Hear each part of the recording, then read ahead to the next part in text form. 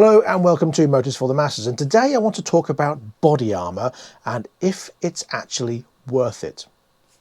Now, before you start, we'll go into this in more detail, but for now, let's roll the intro and get cracking.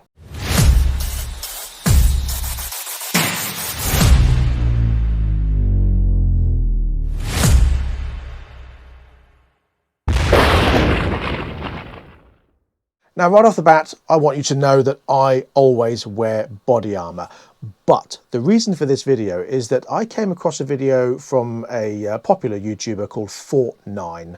Got nearly 2 million subscribers, been going for quite a while, and does a lot of videos. And he posted a video about a week or so ago entitled, "Why I Stopped Wearing Motorcycle Body Armour."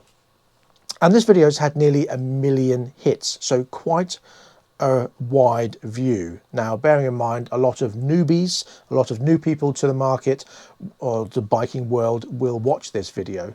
But I also want to draw your attention to a counter video from Bennetts BikeSocial. They've got 200,000 subscribers, I believe. Let me just double check. Yes, 201,000 subscribers, and this video that they've done has had about 80-odd thousand views. Now, they're counteracting each other, and BikeSocial, I'll put the links up, these two videos here, but I'll put the links in the description below, so pop along and have a look at both those videos, please. But the Bennetts BikeSocial is talking to the guy that Fortnine is referring to in his video, and I think he's got it completely out of context. Now, when you look at the video, he's saying why I stopped wearing body armour, and he's recently come out and said that's his opinion and his way of riding bikes now. But he's got a lot of influence, and people are going to look at that and go, well, he can do it, so I can do it. I mean, I wouldn't. I'd use my own brain, my own mind, and I know the benefits of armour. But he's saying that they did a lot of research and a lot of tests and found no protection against breakages on impact wearing this armour over not wearing this armour. Now, that really does depend on the impact. I mean, if you come off at low speeds and you're not wearing any back protection, let's say you fall off and you land on a rock, there's going to be a big difference in that impact as to whether you're wearing level 1 armour, level 2 armour, or no armour. That rock could hit your spine. If you're not wearing any armour, it could be the difference between snapping part of your spine and cushioning enough to maybe bruise but not snap your spine if you are wearing the armour. Now, I don't think he's very clear in what he's saying here, and certainly not in what he's put in his title, unless of course that's just clickbait to get views. I don't know, but I really want to urge that you really should wear armour. Now, the jackets I produce have shoulder, elbow and back armour level 2, because I've worn jackets for years. I've worn a lot of different jackets. I've seen a lot of different jackets. I've tried a lot of different jackets, and I will never ride without armour. I mean, he's also talking about, regardless of the impact, that armour only protects against abrasion. Well, again, that depends on the abrasion. I mean, if you're sliding along the ground at 30 miles an hour and you're not wearing any armour, that could go through that jacket and scrape the skin off your arm. So if you've got a nice sleeve of tattoos, all you'll end up is a big red raw non-sleeve of tattoos and possibly a massive infection.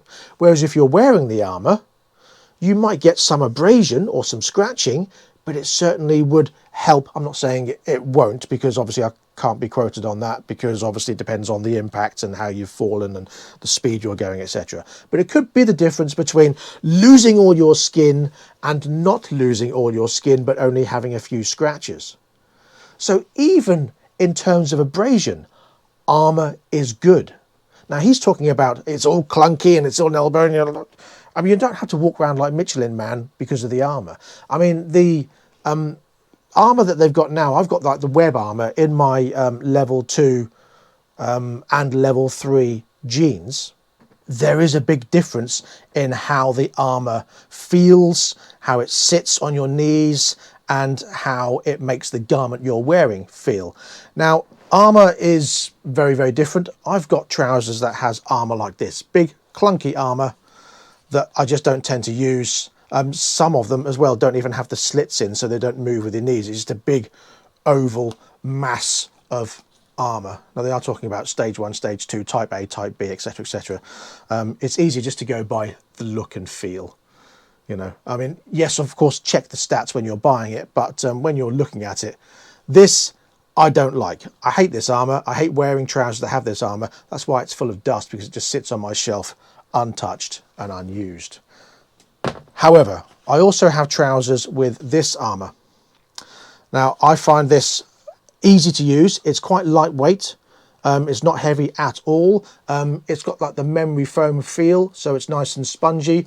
It sits nicely on your knees.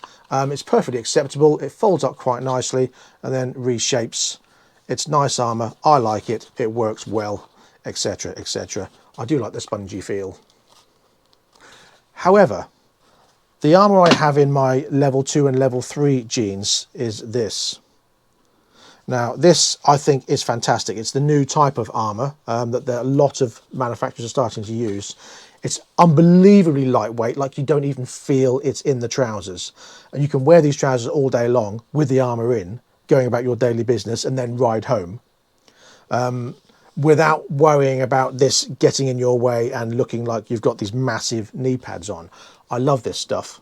It's fantastic. It rolls up very easily, that way or that way. It's nice and lightweight, as I say, very tough, still level 2 armour, but it is much nicer to wear. Unbelievably light. You don't even feel like you got it in your hand. Well, you do, but you know what I mean. So yes, different types of armour. Now, I would never, ever recommend anyone wear no armour. In fact, there's nothing worse, and I've seen it. I've pulled up the traffic lights, and a guy's pulled up alongside me on a scooter, and I've looked across, and it's like, really? He's got a helmet, jacket with clear armour in the backplate armour, gloves, shorts, bare legs, flip-flops. What, you just got to the waist and thought, that'll do. Can't be asked about the rest. If I lose them, whatever. Even if I go on a short journey, I'm always wearing gear with armour. I would never go out, not even gloveless. You know, the people use the excuse, but it's so hot. When you're riding, you don't notice it. When you stop, yes, okay. If you're in and around London, maybe a bit more because it's a bit slower. But you can get such lightweight stuff. I've got various different jackets. I've got one of the Alpine Stars jackets, which has got all the holes in. Still got all the armour, level 2 armour, etc, etc. But it's got all the Airtex holes in, so you feel the wind through it. Same with the gloves. And you don't have to spend fortunes. You can get cheaper versions of them, not a problem at all. So armour, I would always recommend. I would like you to watch those 2 videos, as I mentioned. Have a look at Fortnine's video first. Most people are commenting on how he managed to remember that entire 6-minute script in one take as he's walking along. Whoopie-doo, well done, fantastic. I've done this whole video in one take, apart from when I popped off and got the armour out of my trousers hanging up on the back of the door there. But, you know, whatever. And I'm just waffling. I've got no script. But I also then, after that, urge you to go and have a look at the BikeSocial from Bennett's video. And it's a bit longer. It's 24 minutes, but it's well worth a watch, especially as they're talking to the guy where he's quoted him correctly, but they've taken it completely out of context. And I just wish people like this did not exist. You should not go on a massive forum with 2 million subscribers where a video in 8 days gets 1 million views and tell people why you're not wearing armour. If you decide not to, so be it. But you've got to think of the reach you've got.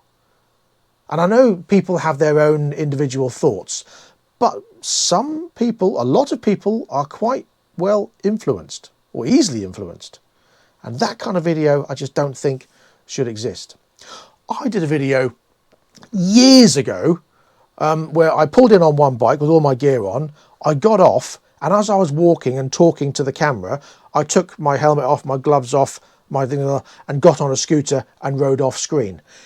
I was at work in my own yard that I own and I have the insurance for, and I rode off camera about not even 10 foot, maybe 6 foot, as I rode off camera and then stopped the video.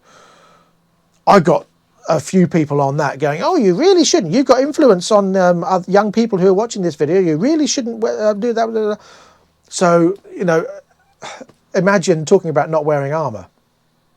So there you go. I've waffled enough.